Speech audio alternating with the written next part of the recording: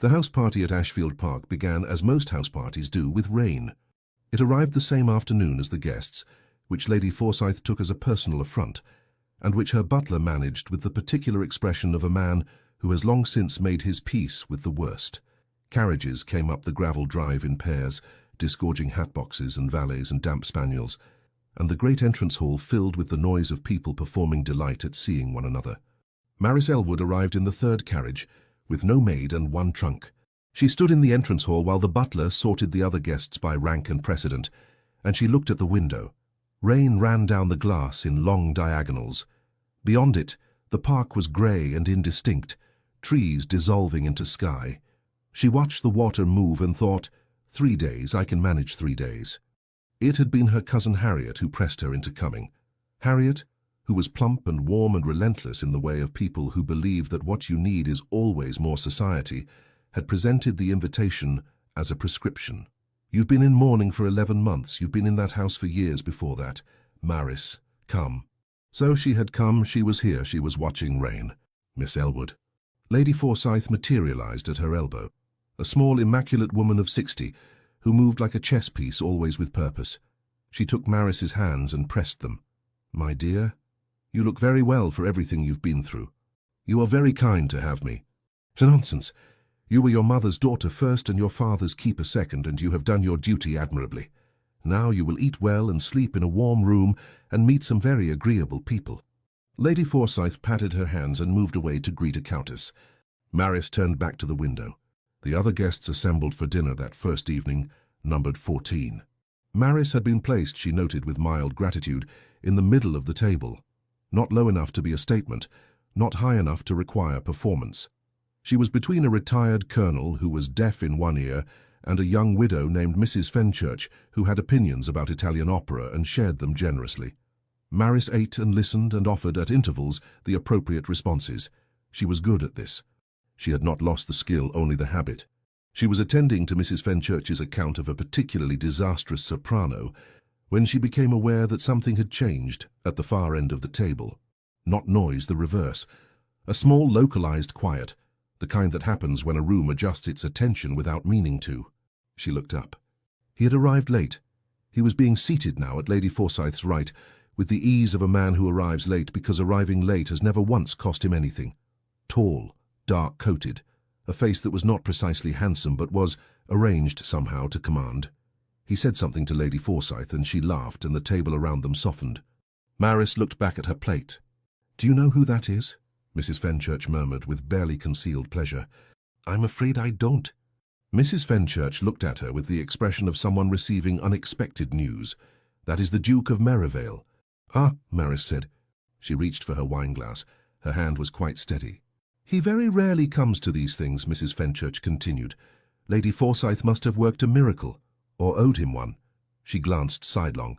"He is not married, you know." "I didn't know," Maris said. "I find I had managed without the information."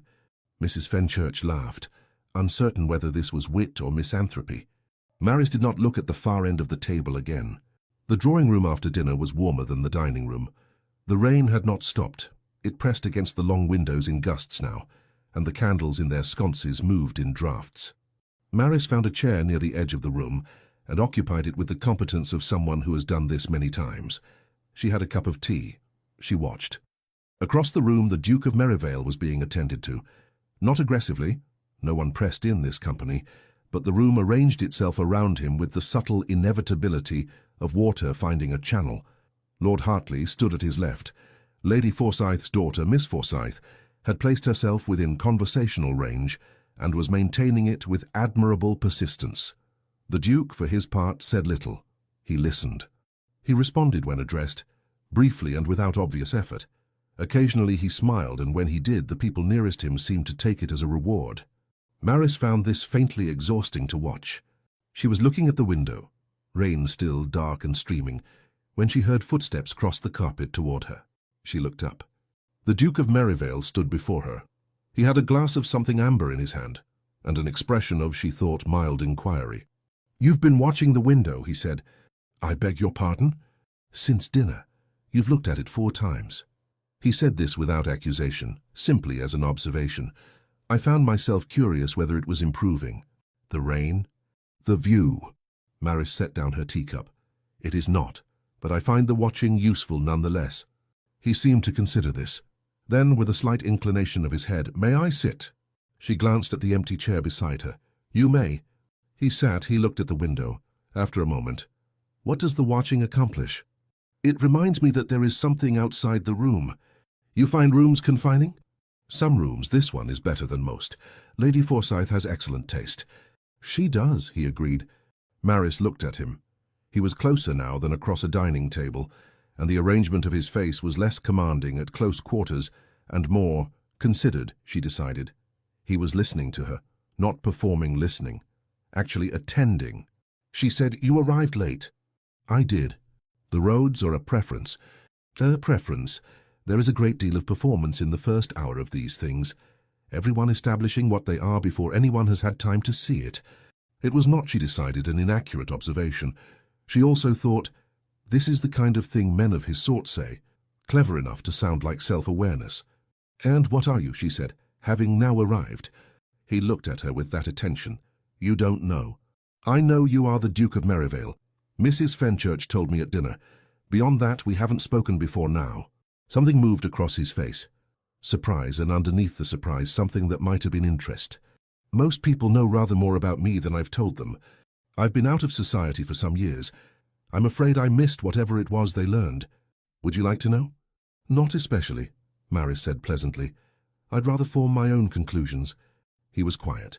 At the other end of the room, Miss Forsyth had noticed where he was sitting and was working hard not to show that she'd noticed. "Callum Stanhope," he said, and held out his hand. She looked at it. Then she took it. "Maris Elwood. I know, Lady Forsyth told me before dinner. A sensible woman," she said, "reads books, doesn't fuss." "High praise," Maris said, dry. "The highest from her." He settled back slightly. She was right, for what it's worth. "About the reading or the fussing?" "The sensible. You have known me 11 minutes. I have been watching you for 40. She turned back to look at him. He met her eyes without flinching, without the smirk that would have made the statement predatory. He said it the way he'd noted the rain, as simple fact. "Then you have the advantage of me." "You could remedy that," he said, "if you wished." "Perhaps," she said, and picked up her teacup. He stayed. He looked at the window, as she had, and for a moment they sat in a silence that was, she noted with some irritation, not uncomfortable. Then Mrs. Fenchurch descended on them both with renewed thoughts on the soprano, and the moment closed. She did not sleep well her first night at Ashfield. Her bed at home had a particular hollow worn into it over years of nursing, and every other mattress in England felt aggressively flat by comparison. She lay awake and listened to the rain and thought, not about the Duke, but about her father. He had been a proud man, not cruel. She had always been careful to hold on to that distinction, but proud in the particular way of men who believe the world owes them the position they were born to. When Lord Everton had called in the debt, quietly, efficiently, without malice or mercy, her father had taken it as something close to a mortal wound. The money was recovered eventually. The pride was not. She had been 19. She had watched a titled man lift a hand, not even in anger, just in the ordinary exercise of power, and she had watched her father diminish, not ruined, not destroyed, diminished, as if rank were a fire that burned in one direction only. She was not 19 anymore, she was 26, and she was not her father. The years between had not been wasted. She had run the house before the illness, kept the accounts, learned what it meant to manage, but she had spent them watching, always watching, and she was tired of the distance it required. She pressed her face into the pillow and thought, 3 days, I can manage 3 days. In the morning, the rain had stopped. The garden behind the east wing had a wall around it. Maris walked its perimeter, hands folded behind her back, watching the water drop from rose canes. She was on her second circuit when she heard the gate open. She did not turn around. "You're the only person I've encountered," the Duke said, "who can be in a garden with a wall and still find the window position." She turned. He was in the gate, boots wet to the ankle, no hat. He had evidently been out already. "There is no window," she said. "No." He looked at the wall. "But you were facing it." She had been, she realized. The habit was embarrassing, held up to the light like this. "I went out before breakfast," he said, coming into the garden. "I ride in the morning when I can." He stopped a reasonable distance from her and looked at the rose canes. Old, thick, gnarled, innocent of anything resembling a flower. Lady Forsyth has been threatening to cut these back for years. Why hasn't she? They were her husband's. He planted them when they were first married. She prunes them. She cannot quite bring herself to remove them. You've been here before. Several times. He was a good man, Forsyth, died in 12. He said it without ceremony, which she found she preferred. She manages the estate herself now, does it well.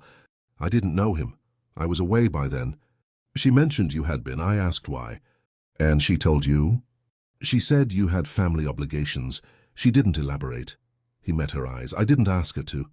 She was trying, she noticed, to find the performance in it. The angling, the strategic warmth. She kept failing. My father was ill for 4 years. I cared for him. He died last November. I'm sorry, he said, flat and genuine. No embroidery. A wren landed on the top of the garden wall, observed them, and left. What will you do now, he asked, now that you're back? I don't know yet. This is the first party I've attended in quite some time. I've been relearning the rules. And how are you finding them? Much as I left them. She turned back toward the path. Shall we walk? I'm getting cold standing. He fell into step beside her, and they walked the garden wall twice without speaking, either very comfortable or very strange. She had not yet decided which. The morning's entertainment included a walk to the lake. The party spread out along the path, breaking into smaller conversations. Maris found herself walking with Harriet's friend, Miss Carey, until Miss Carey was claimed by an aunt, and then walked on alone. She heard him behind her, the change in footsteps, the way the path sounded different when there were 2 people on it. Lord Hartley's stories, the Duke said, drawing level with her, are always half as long the second time one has heard them. How many times have you heard this one? 3. He improves the ending each time. In the original version, the horse simply didn't jump. By now there is a countess involved and a question of hereditary title. Maris laughed before she could stop herself. It was a short laugh, caught almost, but it was real. He glanced at her sidelong, said nothing, faced forward again. The lake appeared between the trees, a long grey-silver stretch of water, very still. Maris walked to the far end of the group, where a single willow trailed its branches into the water, and stood there, looking out. Not quite the window, but close enough. He came to stand beside her after a moment. You do it even here, he said finally. Do what? Stand apart, watch. It's a habit. When you are responsible for someone else's survival, you cannot afford to be inside the room. You have to watch it, see what's coming. He was quiet for a moment. And now that you don't have that responsibility, the habit remains. It's not unpleasant. And yet you came to the party. My cousin is very persuasive. People who don't want to be somewhere don't come, regardless of persuasion. You came because part of you wanted to. You are very certain of what I want. I'm uncertain of almost everything about you, he said. That is why I keep asking. It was a precisely aimed thing to say. She recognized the aim and chose not to acknowledge it. We should rejoin the party, she said. Lady Forsyth is looking. She walked back. He followed, a half-step behind. The afternoon brought clouds and an indoor program. Maris sat in the library with a book and the company of an elderly general who had fallen asleep in the armchair opposite. She was 20 minutes in when the door opened. The Duke stood in the doorway. He looked at the sleeping general. He looked at Maris. He said very quietly, "Is there room?" The library had perhaps 300 books and a dozen chairs. There appears to be.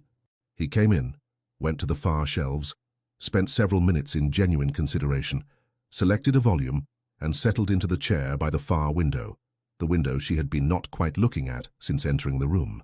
He opened his book. She returned to hers. For an hour no one spoke. The general snored softly. Rain began again outside, very light. The fire settled. Maris read 11 pages and retained perhaps 4. At last he said, without looking up, "What are you reading?" "Wollstonecraft, The Second Vindication." "Are you making a point?" "I brought it from home. I've been meaning to finish it for 2 years." He turned a page. After a moment, "She's not wrong." "No," Maris agreed, "she is not." She turned a page and read nothing on it. The second day at Ashfield opened with sun. Maris came down to find her seat decided by Mrs. Fenchurch, who wanted to tell her about a concert in Bath. She ate, listened, and looked once at the window. The park was bright. An older gardener, slow and methodical, worked his way along the rose border. "The roses," said a voice beside her. The Duke had taken the empty seat to her left at some point during Mrs. Fenchurch's account of the concert's second half. He was helping himself to coffee with the air of someone who had always been there. "You've noticed him too," Maris said. "He's been gardener here for 30 years. His name is Thomas. He looked out the window. Lady Forsyth once told me she pays him more than she pays herself. She said it was what he was worth. Mrs. Fenchurch, mid-sentence about a tenner, paused and looked between them. Maris said, "I'm sorry." "The tenner," and Mrs. Fenchurch resumed. The Duke drank his coffee. Once, briefly, his knee was close enough to hers beneath the table that she was aware of the proximity, not contact, simply nearness, and she moved her chair an inch to the left and told herself it was for space to reach the marmalade. The morning's activity was archery. Maris had not shot in years. She was expecting to be bad at it. She was not, as it turned out, bad at it. Her first arrow struck the second ring, her second the first. By the third she was hitting consistently, the skill recalled by the hands before the mind caught up. "Papa taught me," she told Harriet. "He believed in it. He said a lady who could shoot was a lady who could think." She released, center ring. She did not look toward the Duke. She was precise about this. He was 2 places to her right. She heard him shoot, the soft release, a beat, then the double thud of an arrow striking true. She still did not look. Her 6th arrow, center ring. When she turned, the Duke was looking at her with an expression she had not yet catalogued. Not admiration exactly. Reassessment. The recognition of something unexpected. She gave him a level look and handed her bow to the attendant. "What else did your father teach you?" he asked, walking toward her. "More than most men thought to. He had no sons." She paused. "He had many qualities, my father. They were simply not always the ones that proved useful to him." He heard the shade in it. He did not press. They walked back toward the edge of the lawn together, entirely unplanned and yet somehow inevitable. "There's a pleasure in hitting what you aim at," she said. "A rare enough pleasure." "Indeed," he said, looking at the targets. At luncheon, Maris was discussing Walter Scott with Mr. Ashby when she became aware of a change at the far end of the table. Lady Forsyth was speaking to the Duke. "And of course Lady Helena will be joining us for the dance," Lady Forsyth was saying. "She has been asking about you most particularly." "Has she?" the Duke said. It was not a question. "Her mother is most hopeful."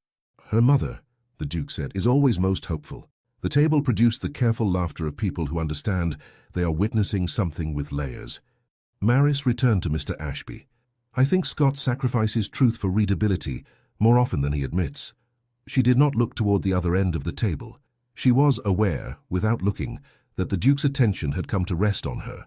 Lady Helena arrived that afternoon in a carriage newer and shinier than anyone else's. She was 23, fair-haired, and possessed of the particular assurance of a woman told since childhood that she is exactly what is wanted. She was not unkind. She was simply arranged. Every quality at its best angle, every conversation conducted with the peripheral awareness of who was watching. She was very clearly positioned for the Duke. This was not Maris's concern. She had spoken to the man for perhaps 4 hours total. She had made a specific point of forming no expectations. She watched Lady Helena cross the drawing room toward the Duke and told herself this was exactly as it should be. She looked at the window. Outside, the afternoon had gone gold. "She's very pretty," said Harriet beside her. "She is," Maris agreed. "Her settlements are considerable by all accounts." "I'm sure." "He doesn't look particularly—" Harriet stopped. "Harriet, I'm only observing." "Observe more quietly." "He didn't look particularly anything. He looked as he always looked, controlled, attending, faintly distant." Maris thought about archery and hitting what you aimed at. In the gallery above the main staircase, Maris looked at the portraits. Lady Forsyth had ancestors, some distinguished, all wearing the uniform expression of people who expected to be remembered. She was looking at a woman in blue silk from approximately 1740 when she heard footsteps. She did not turn. "Lady Forsyth's grandmother," said the Duke from the far end of the gallery. He was looking at the portrait beside hers, a severe man with an enormous wig. That fellow there was her husband. She was a notable botanist. He was not notable for anything in particular. Why do the unnotable ones always get the better paintings? Compensation. He came to stand beside her, looking up at the woman in blue. She published, 2 monographs on orchids, under an assumed name. Of course she did.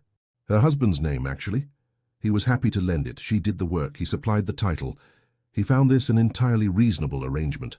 A pause. He was apparently a better man than most. "The bar," Maris said, "appears to have been low." He made a sound that was briefly a laugh. She looked at him.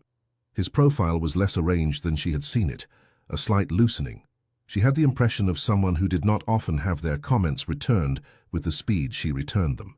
"Will you dance tomorrow evening?" he asked. "I haven't decided." "You can, evidently. You have the posture for it. That is a very unusual compliment." "I don't give the usual ones. They bore me, and I imagine they bore you too." "They don't bore me. I simply don't believe them." "That's worse." She almost smiled. "Yes." He turned to look at her fully. "Dance with me tomorrow." Not a question, not a command. Something in the middle, harder to deflect. "I'll consider it," she said. "That's better than a refusal. Don't make too much of it." "I won't," he said, and she could hear that he was smiling. She kept her eyes on the woman in blue who had published under a borrowed name and thought about what it cost to need a title in order to be heard. Harriet found her that evening when she was dressing for supper. "He watches you," Harriet said, sitting on the bed, "all afternoon at archery in the drawing-room. Miss Forsyth saw you go up to the gallery and saw him follow. It is being discussed rather enthusiastically, actually." Maris turned back to the mirror. She pinned the brooch at her collar, her mother's brooch, small and silver in the shape of a leaf, and adjusted it until it sat straight. "We spoke about the portraits. He asked if I would dance with him tomorrow." Harriet came to stand behind her, looking at her in the mirror. "Maris, what are you doing?" "I'm being careful." "Because of your father. He's not Lord Everton." "No," Maris said. "I know that. I also know what men of his rank are capable of without meaning to be. They don't have to be cruel. They only have to be careless." Harriet squeezed her shoulders once, briefly, and let go. Maris went to supper. After supper, in the drawing-room, Lady Helena played the pianoforte with considerable skill. Clementi, then something Maris did not recognize. She played it well, her back straight, her expression arranged into the appropriate shade of absorption. The Duke watched from his position by the fireplace. His expression was perfectly courteous. Maris stood by the window. Outside the dark park, a light moved, a groundsman with a lantern marking a path she couldn't see. The music ended. The room applauded. "Miss Elwood," said Lady Forsyth at her elbow, "you are very good at windows." "I have been told," Maris said. "He has mentioned it?" Lady Forsyth did not specify who. "I have known him since he was 19. He was a difficult young man. Better now. He is not what people make of him. The reputation was partly true, then partly not, then entirely fabricated, in the way of reputations once they become useful to others." She looked at the window alongside Maris. "He has been, for some years, quite alone, not by circumstance, by attrition. People wanted a version of him. He found the version exhausting." "Why are you telling me this?" "Because you are the first person in some years he has watched the window with, and because you have a face that thinks things it doesn't say, and what it seems to be thinking at the moment appears to be unfair to him." Then she moved away, smooth as water, to compliment Lady Helena on the Clementi. She lay in the two-flat bed and went over it methodically.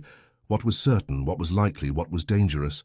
What was certain, Callum Stanhope was not what she had expected. What was likely, that her expectations had been formed in the image of Lord Everton, in another decade when she was 19 and helpless and watching. What was dangerous? All of it. She was a woman of minor gentry, small prospects. He was a duke. The mathematics were simple and unkind. She pressed her face into the pillow. In the morning, she decided, she would be more sensible. In the morning, she came downstairs and found him at the bottom of the stairs, handing his gloves to the footman. He looked up. She looked down, a moment in which neither spoke, and the footman tactfully studied the gloves. "I'll dance with you," she said, "this evening." He said, "Good. You're good." Just that. Then he went out. She went into the breakfast room, sat down, and asked for tea. The evening of the dance arrived with the self-importance of an event anticipated all day. Lady Forsyth's ensemble, 8 musicians, generous for a private dance, had been set up in the music room. Furniture pushed to the walls, carpet rolled back, polished oak beneath. The room smelled of beeswax and the roses cut for the window-sills. The candles were lit early. The windows glowed warm against the late evening blue outside. Maris stood at one of these windows. The garden was still visible in the last of the light, the rose wall a dark line, Thomas's borders dim along the path. She watched them fade as the room behind her filled. Harriet appeared at her elbow. "You look very well. That colour is good on you." Maris was wearing her best evening dress. Deep blue, simply cut, the silver brooch at her collar. 3 years old, unfashionable, which meant she did not look like she was trying, which she preferred. "I've been enjoying Lord Hartley's arm stories," Harriet said, lowering her voice. "They are actually quite funny once you give up expecting them to end." Maris laughed. "He's here," Harriet said in a different tone. Maris did not turn. "I know. Lady Helena has already got to him. That's her prerogative."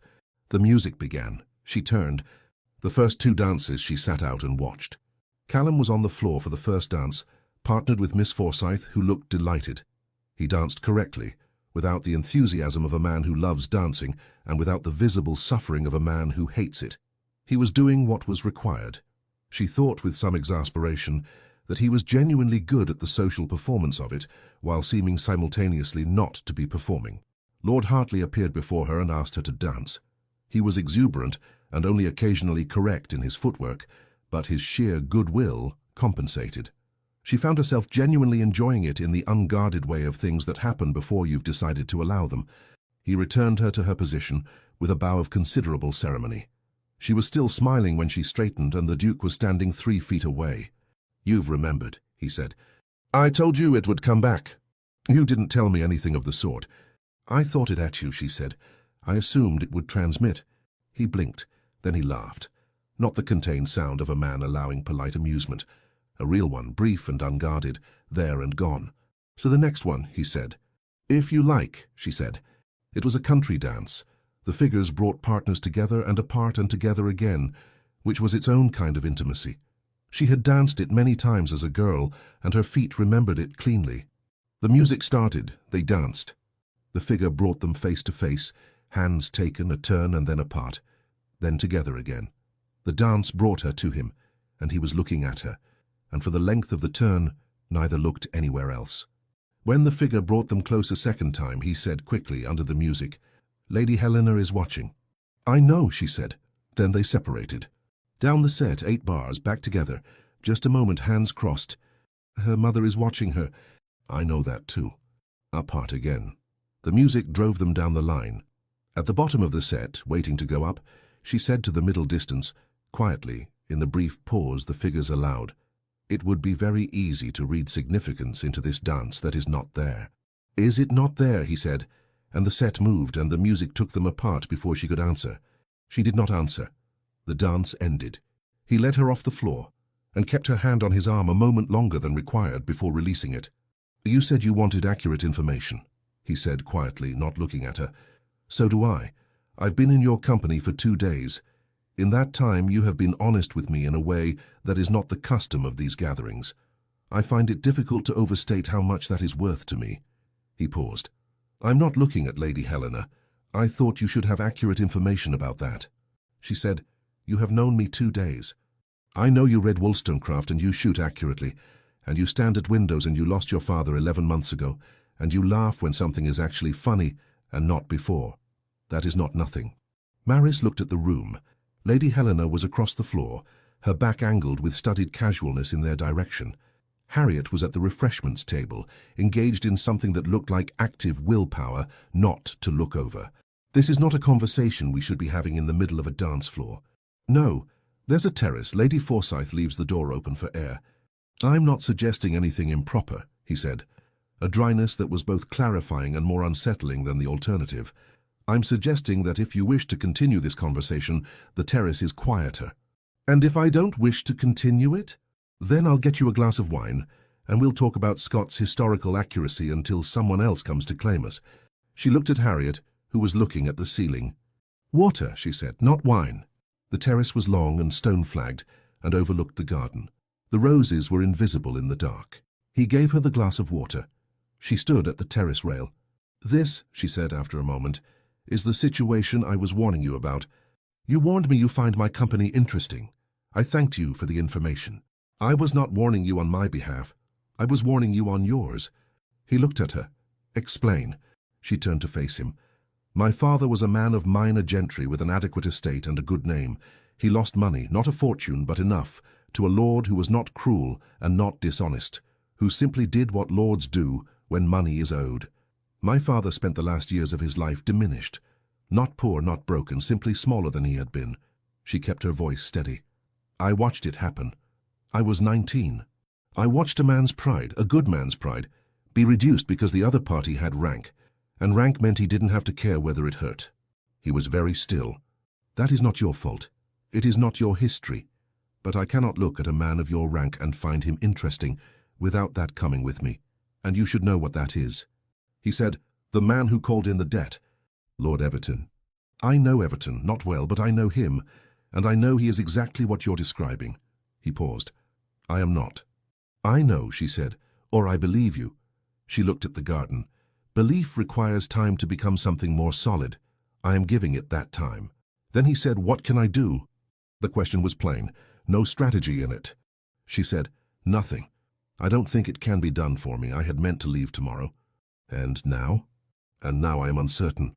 He looked at the garden with her. After a moment he turned the wineglass in his hand, a small, restless movement. The first time she had seen anything restless in him. "Stay," he said. "The party ends in 2 days regardless." "Then stay for 2 days." "This is not sensible." "No," he said, "it isn't." From inside the music had changed to something slow. Through the French doors, warm light fell in long rectangles across the stone. "I don't know what you want from this." "Yes, you do," he said.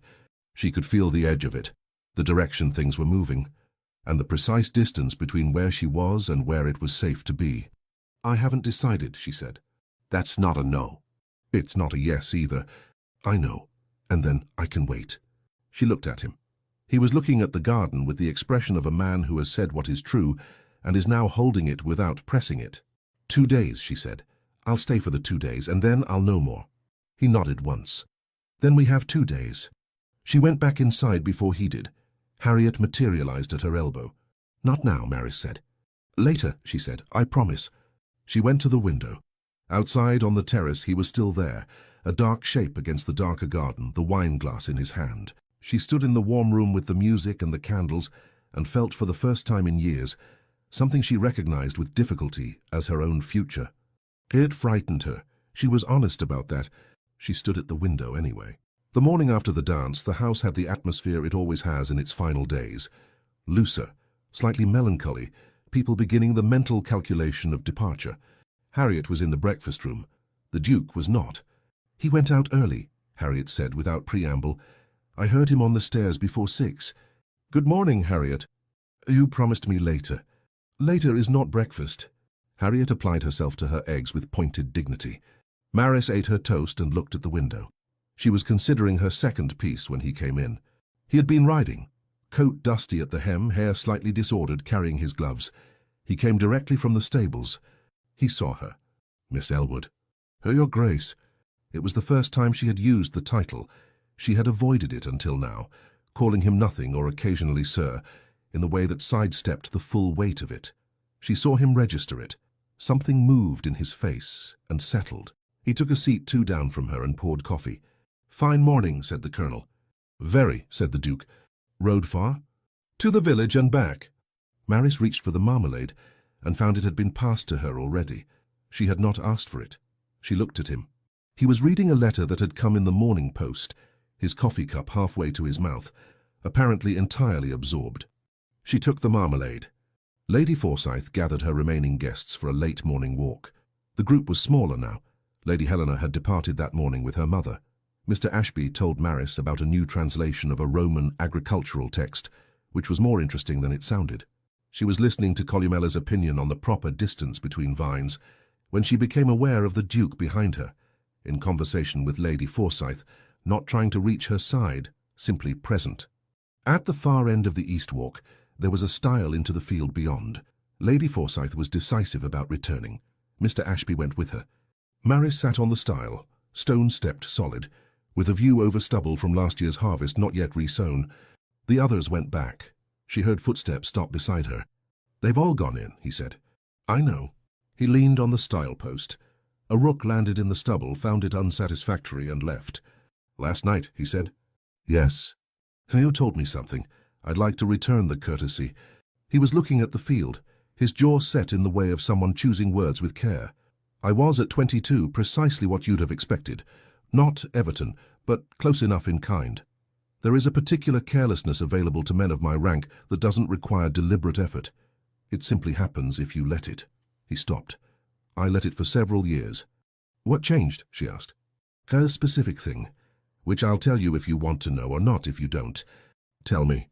He turned the gloves in his hands. The same restless movement as the wine glass on the terrace. A girl I had grown up alongside, the daughter of one of our neighbours, younger than me by 4 years. I had a great deal of charm at 22 and used it carelessly. Nothing happened that I should be ashamed of in the technical sense, but I gave her expectations I had no intention of meeting, and when she understood that, she was damaged by it. Not ruined, but changed. She married someone else, someone good to her, and was content, but I had made her less certain of herself than she had been before, and I knew it, and did nothing at the time because it was not convenient to. He was quiet. I was 24 when I understood what I had done. Too late to address it and too recent to forget. I changed what I could after that. Why are you telling me this? He turned to look at her. Because you told me the truth about your father. Because you said belief requires time. And because I think you are watching me the way you watch windows, waiting to see what's coming. I wanted to show you what's already there. She looked at the field. A wind moved through the stubble in a soft, unremarkable wave. It makes you more difficult, she said. More difficult than what? Than you were already. She got down from the stile. Come on, Lady Forsyth will think we've fallen in the field. They walked back in a silence that was full rather than empty, full of what had been said and what it changed. She was 3 steps from the gate when she turned. He stopped. He was close, closer than the paths and drawing rooms had permitted. She said quietly, I'm going to need more time than 2 days. It is not a refusal. I find that I trust your account of yourself. I find that I have been revising my expectations since the first evening, and that I don't resent the revision, and that both of these things alarm me considerably. I know, he said. How you keep saying that? It keeps being true. He reached past her and opened the gate. More time is not a problem. She walked through. They went in for lunch. Harriet found Maris in the walled garden with the old roses, sitting on the stone bench with her face tipped up to the sun. You look like someone who has had a conversation, Harriet said. He told me about a mistake he made when he was young. A real one. He told me because I told him about Papa. Not to excuse himself, to let me know. There's a difference. Yes, Harriet said. There is. Maris closed her eyes. The sun was warm on her face. I've been watching for so long, she said, watching instead of being in the room. The window is a very safe place, darling, Harriet said, but you can't open them from the outside. The garden smelled of old stone and turned earth and the ghost of last summer's roses. I know, she said at last. The library again that evening. She went deliberately with her book. He came 20 minutes later, made a small decision in the doorway, and came in. He went straight to the shelves, sat in his chair by the window. They read. After perhaps 30 minutes, she said, without looking up, What are you reading? Fordyce, Lady Forsyth's copy. She must have had it as a girl. Sermons to Young Women. Against my will, but it was closest. He turned a page with the expression of a man enduring something. I make of it that young women in 1766 were expected to have the inner lives of very polite furniture. She laughed, a real one, unguarded, going on a moment too long. He looked at her. The expression on his face made her stop. What? She said. Nothing. He looked back at Fordyce. I like it. You hold it back until something is actually funny. It means something. She looked at her book. She read the same sentence 4 times. I am going to go home the day after tomorrow, she said. And you will go back to Maraveale, then London for the season. I don't come to London. My father let the lease go in 15. He was quiet. I'm telling you because it seems relevant to the practicalities. He closed Fordyce with the finality of a man releasing something he never wanted. He looked at her. Miss Elwood, may I call on you, at home when you're back? I'll write first. But I want to continue this, not from a window. Staffordshire, she said. It's rather far. I'm aware of where Staffordshire is. I know what it costs to ride there. I'm telling you I would like to call on you and asking if you would permit it. She looked at him, sitting in his chair by the window with Fordyce closed and his eyes on her and nothing else. Yes, she said, you may. He nodded, picked up the book, opened it with the expression of a man who has accomplished what he came to do and will now endure the remaining Fordyce with relative equanimity. At the end of the evening, when the candles had burned low, she stood to leave, and he stood when she stood, because that was what he did, always, with a naturalness she had stopped cataloguing and simply noted, and she passed him on the way to the door. She stopped. He was close. The room was quiet, the fire was almost out. She reached up and straightened the lapel of his coat. It did not need straightening. She did it anyway, her fingers just touching the wool, then withdrawing. Good night, she said. Good night, he said. His voice was slightly lower than usual. She walked to her room, sat on the two-flat bed and pressed both hands over her mouth and breathed. Then she laughed quietly into her palms, real, helpless, alarming to herself, and fell back onto the mattress and thought, all right then. The last morning at Ashfield came in with quiet light and bags moving in corridors. She was packed before breakfast. He was already there at the far end of the table with Lady Forsyth, talking with the ease of people who have known each other long enough to skip the first half of any conversation. She sat down. She ate. She talked to Harriet and to Mr. Ashby. Lady Forsyth pressed her hands as she had on the first day. I have enjoyed watching you remember that you are interesting. Maris felt something in her throat. I'm not sure. Hush. You are, you always were, your mother was before you. She released her. Come in the autumn, we do a shooting party, much less formal. She moved away to say goodbye to Mr. Ashby. Maris looked once at the window. Outside, the park was beautiful, genuinely beautiful, as it had perhaps been all along, the roses Thomas had tended catching morning light. She looked at it properly for the first time, not watching for what was coming, just looking. He came to find her by the door when the others were otherwise occupied. I'll write first, to ask when it's convenient. That would be good. And you'll write back. If you write a letter worth answering. He looked at her with that expression, the one she had catalogued on the first evening and still did not have a precise name for, but understood now as what it was. I'll write a letter worth answering, he said. She thought, this is the part where I could still be sensible. Then you know. Callum, she said. It was the first time she had used his name, without title or formality. She had not planned it. She saw what it did to him, not flinching, the opposite, something settling in his face. Maris, he said, don't make me wait too long for the letter. No, he said, I won't.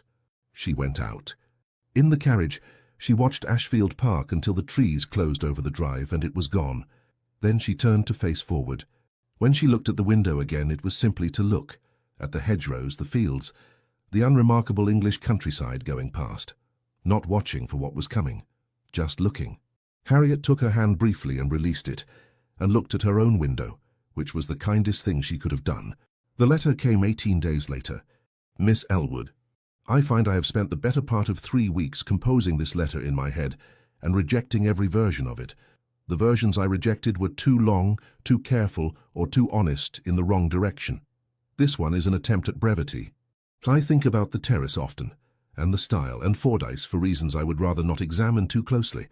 I intend to be in Staffordshire in the last week of October. I do not know anyone else there. This could be resolved if you were willing to receive me. Your servant, etc. Callum Stanhope. She read it twice, then she wrote, Your Grace. The versions you rejected sound interesting. Perhaps you might send them as a supplementary document. The last week of October is convenient. I will tell the housekeeper. Miss. She sent it before she thought better of it. He came on the 28th of October. She was in the kitchen garden with her shears, cutting back the lavender, when she heard hoofbeats and stood up and looked at the gate. He came through and dismounted with the ease of someone who has ridden hard and doesn't intend to mention it. He was dusty from the road. No groom, no attendant, just himself and the horse, which he tied to the post by the garden wall. She was standing among the lavender with her working gloves, old and brown and not intended for receiving guests. You said October, she said. The 28th is October. It's the last day of it. I had a matter in Birmingham. He looked at the lavender. You've been cutting it back. It needed it. She pulled off her gloves. Come inside, Mrs. Prigg will make coffee. The parlour of Elwood House was well proportioned, and she had reordered it since her father's death. Things moved, light let in, a Persian carpet recovered from the attic. He looked at all of it without commenting, which was precisely the right response. He took the chair by the window, her chair, the one she always chose. Mrs. Prigg brought coffee and remained audibly nearby in the passage, as she always did when Maris received callers. Maris noted this with the peripheral attention of a woman who has understood, these past weeks, what certain proprieties are for.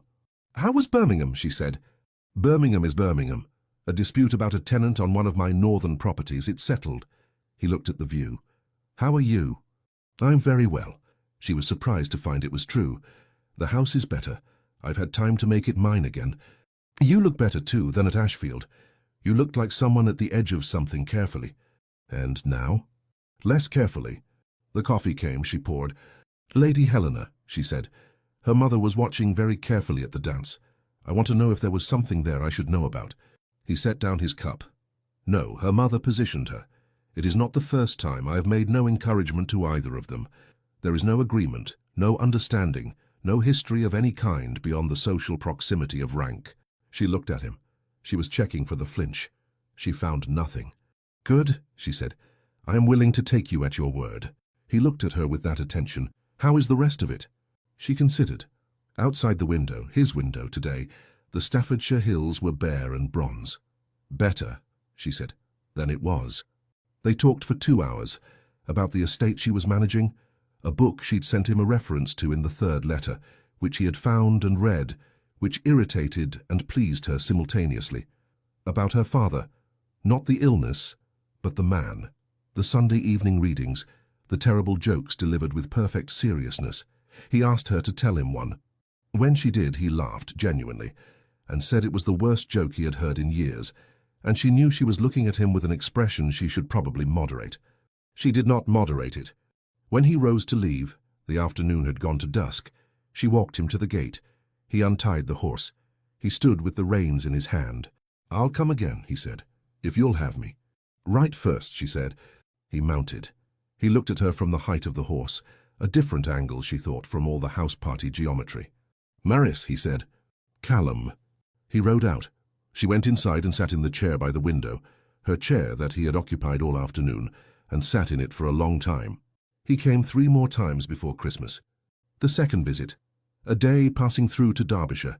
He brought her a book, not ribboned or presented, simply handed to her in the hall. Letters written during a short residence in Sweden, Norway and Denmark. Mrs. Prigg was in the kitchen. The visit was brief and entirely proper.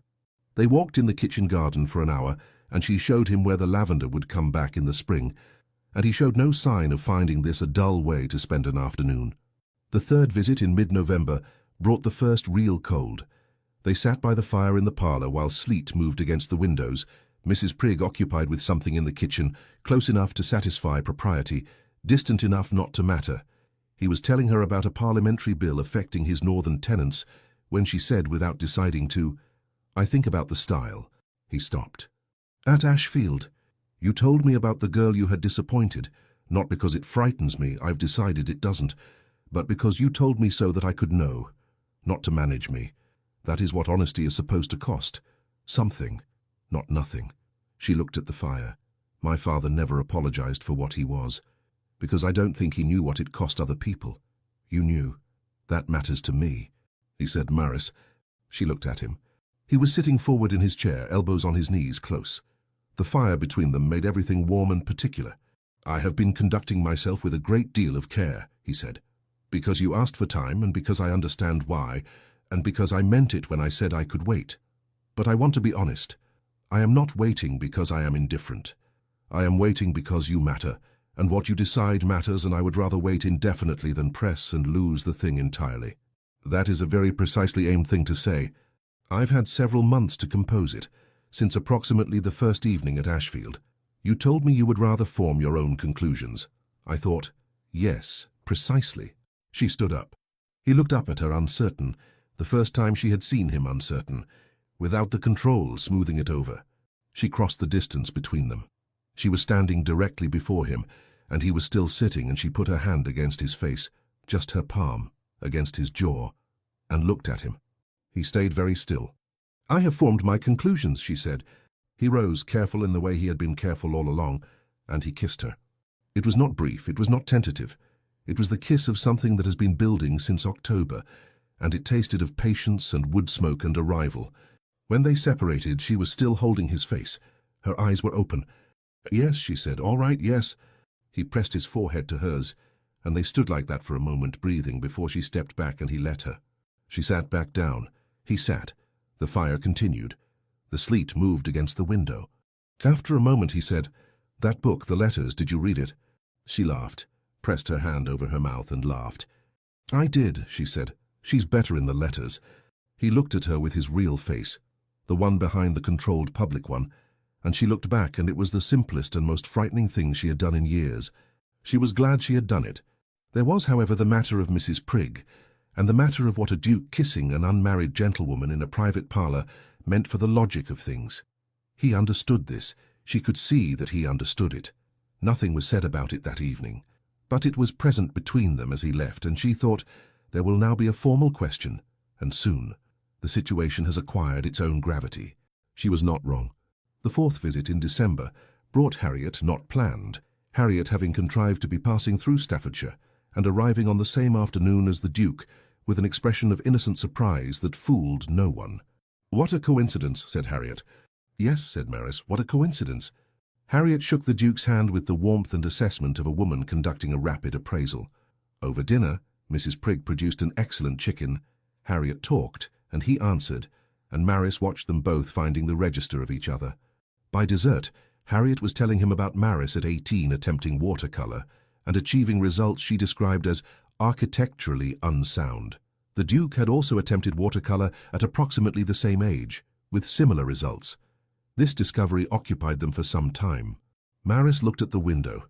December dark, nothing to see.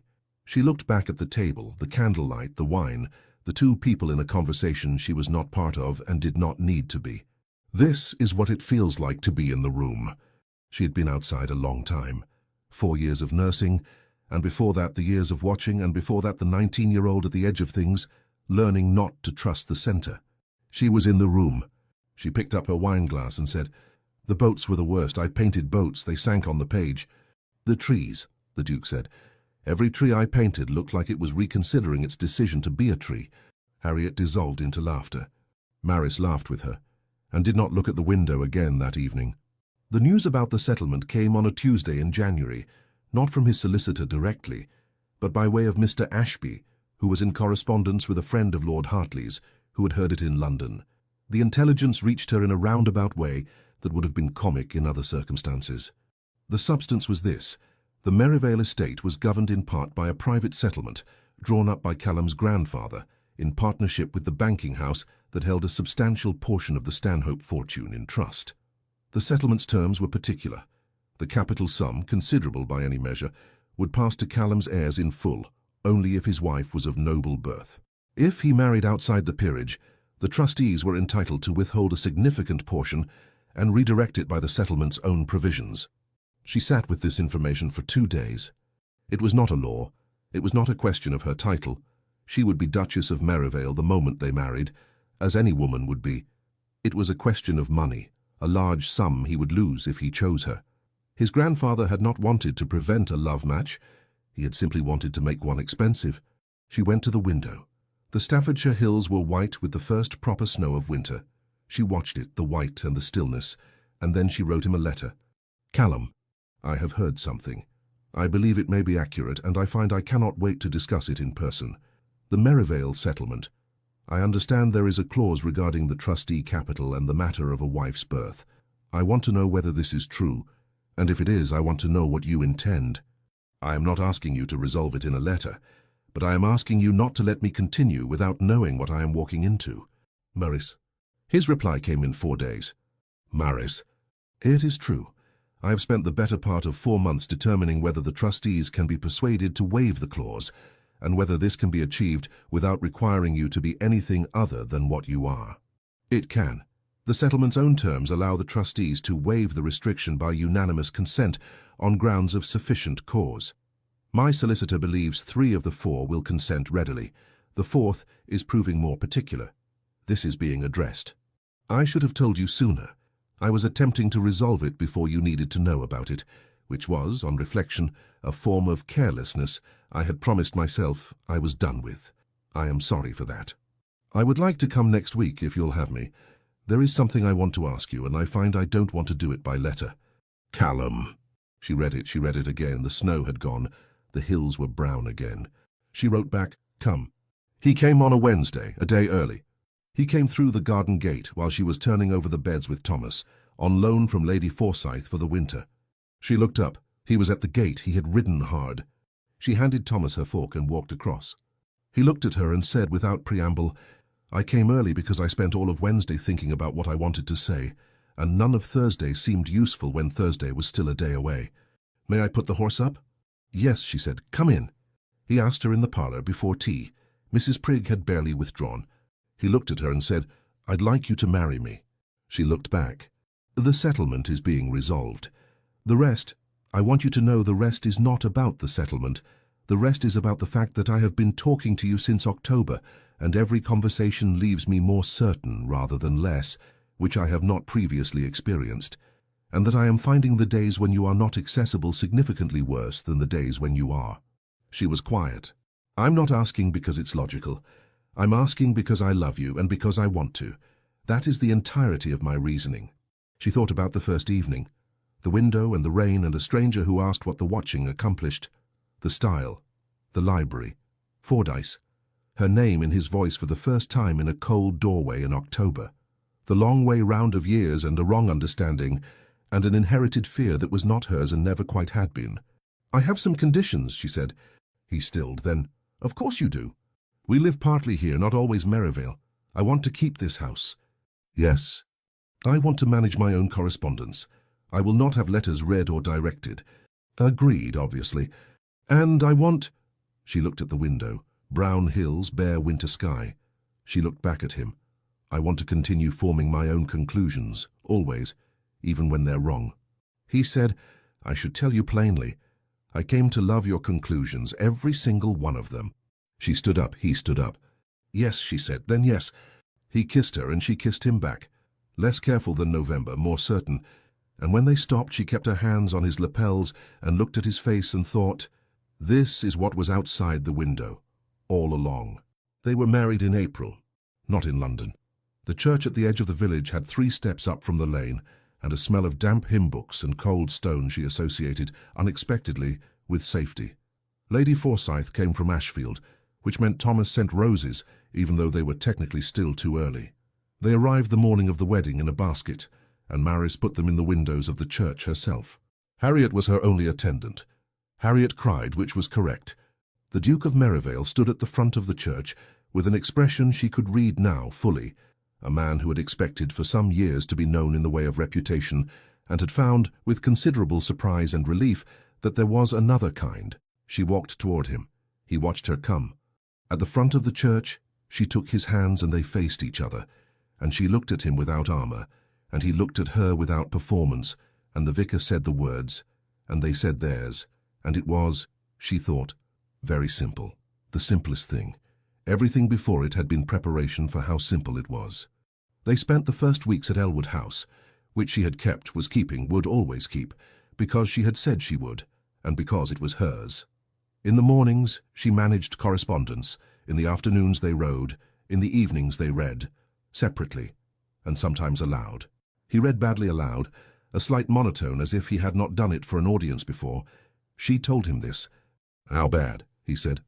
"Not fatally, I can hear the punctuation." "That's the minimum. You're at the floor of acceptable." He looked at her. "Read on," she said. He read on. She listened because it was his voice, and by the end of the chapter she had stopped noticing. At Maraveale in June she learned the house. It was large and older than she had expected, parts from the century before, rooms added by people who needed them at the time and did not think about the floor plan. She walked it systematically, room by room, which he joined on the second day. "This one," she said, "in a room on the north side, high-ceilinged, currently storage. What is this?" It was a schoolroom. She looked at the windows. North light, good and even. Bookshelves along 2 walls, dusty. Room for a desk and then another desk. "Could be again," she said. "Yes." She looked at the window. The north garden below was overgrown. She could see where it had been formal once, the bones of it still there under the wildness. "I'd like to put that right. The garden. Whenever it became something other than a project for later." He looked at her profile. "It can be now." "Thomas says he can recommend someone." "Of course he does. Write to him." "I already have," she said. He laughed. She smiled. They went back downstairs through the old house that was beginning to be carefully hers. Their first child was born the following April, a boy named Edmund who arrived with urgency and was subsequently so peaceful the nurse was suspicious. Their second, 18 months later, was a girl, Frances, a name that seemed to know its own mind. She had her father's quality of attention and her mother's quality of watching, which in a child was simultaneously impressive and faintly alarming. Lady Forsyth, when Frances was 4 months old, took her and said, "This one will have opinions." She already has opinions, Maris said. She gets it from somewhere, said Lady Forsyth, with the look of a woman who has always known exactly where things come from. Their third child, another boy, arrived when Francis was 2 and Edmund was 3.5. He was called William, easy in a way that made everyone slightly suspicious. He slept. He ate. He regarded his older brother and sister with the serene confidence of someone who has correctly calculated that they will do all the interesting and dangerous things first. Edmund did the interesting and dangerous things first. This was a reasonable assessment. Maris did not stop standing at windows. She had thought perhaps that the habit would leave her when it was no longer necessary, when she was no longer watching for what was coming. But it stayed. It changed. When Edmund was 5, she was at the window of the schoolroom, the old north room reclaimed, bookshelves dusted, watching Thomas's recommended gardener work the north garden back into its former shape, bed by bed. "What are you looking at?" said Callum from the doorway. "The garden, come and see." He came. Below, the gardener had reached the old rose bed. The roses were there, older than anyone had realized, the root system deep and patient, just needing to be let. "They'll flower this year, do you think?" she said. He thinks so. He said the rootstock is excellent. "Like Forsyth's," she said. He looked at her. "Not quite." "No," she said. "These are ours." She meant it plainly, which was how she meant most things now. He took it plainly, which was how he took most things.